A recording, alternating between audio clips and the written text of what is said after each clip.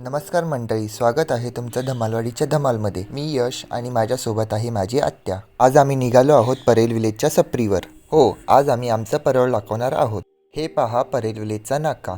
येथेच बाजार बसतो। मच्छी, कडधान्य, भाजी येथेच भेटते। पण आम्ही चाललो आहोत मोठ्या मच्छी मार्केटमध्ये, म्हणजेच भोईवाडा मच्छी मार्केट। ते रस्त्याच्या कडेला जी मच्छी भेटते ती बऱ्याचदा मार्केटच्या तुलनेने महाग असते। आताच आम्ही विचारलं तर येथील भाव खूप जास्त वाटले। शिवाय ताजेपणाच्या बाबतीत थोडी शंका येतेच।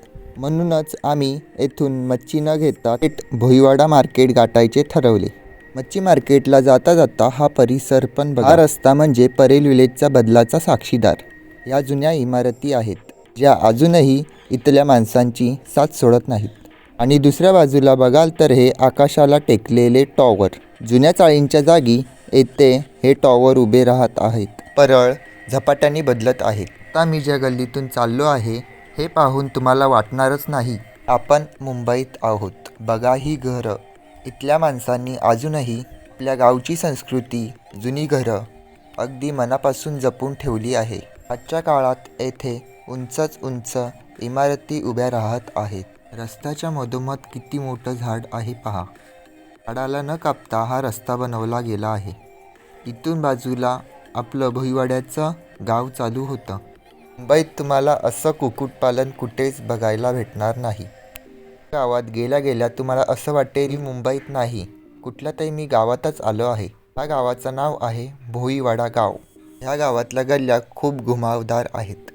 या गावातून जायचं कारण म्हणजे मुख्य रस्त्यावरून गेल्यावरती खूप मोठा वळसा पडतो, लॉंग कट होतो। म्हणून आम्ही ह्या गावातून शॉर्टकटनी येतो। ऊन असल्यावरती ऊनही लागत नाही, कारण ह्या गावातील झाडांची सावली असते। आता आम्ही गावाच्या बाहेर निघालो आहोत। हा गजबजलेला चौक, समोर गाड्यांची गर्दी।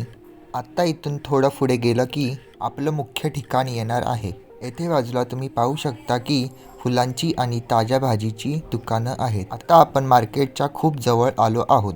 ही पहा ही गल्ली, ह्या गल्लीच्या समोरच हे चिकन आणि मच्छी मार्केट आहे। या मार्केटचं अधिकृत नाव लोकशाहीर अण्णाभाऊ साठे मार्केट किंवा नायगाव भोईवाडा मार्केट असं आहे। आम्ही गेलो होतो तेव्हा या मार्केटचं कन्स्ट्रक्शन चालू होतं, म्हणून या मार्केटच्या कोळीणबाई मार्केटच्या बाजूला बसले होते।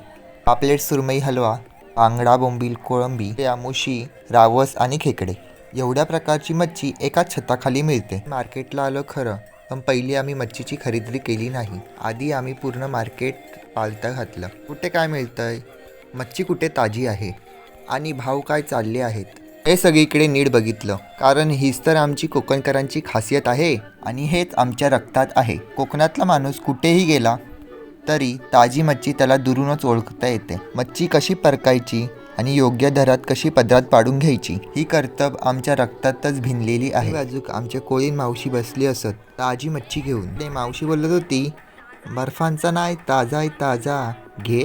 तर आम्ही पण बोललो दे, आणि आम्ही कोळंबी आणि बोंबील घेतले। आता या गर्दीतून आम्ही सुखरूप बाहेर पडलो आहोत। आमचा परतीचा प्रवास सुरू झाला आहे। पण खरी गंमत तर पुढच्या व्हिडिओत आहे, कारण हे ताजे बोंबील आणि कोळंबी बनवायचे तर बाकी आहेत। घरी जाऊन ही मच्छी कशी बनवणार आहे हे तुम्हाला पुढच्या व्हिडिओमध्ये बघायला भेटेलच। मला हा व्हिडिओ कसा वाटला हा कमेंटमध्ये सांगायला विसरू नका आणि धमालवाडीची धमाल यूट्यूब चॅनलला सबस्क्राईब करा। भेटूया किचनमध्ये, तोपर्यंत देवा काळजी रे।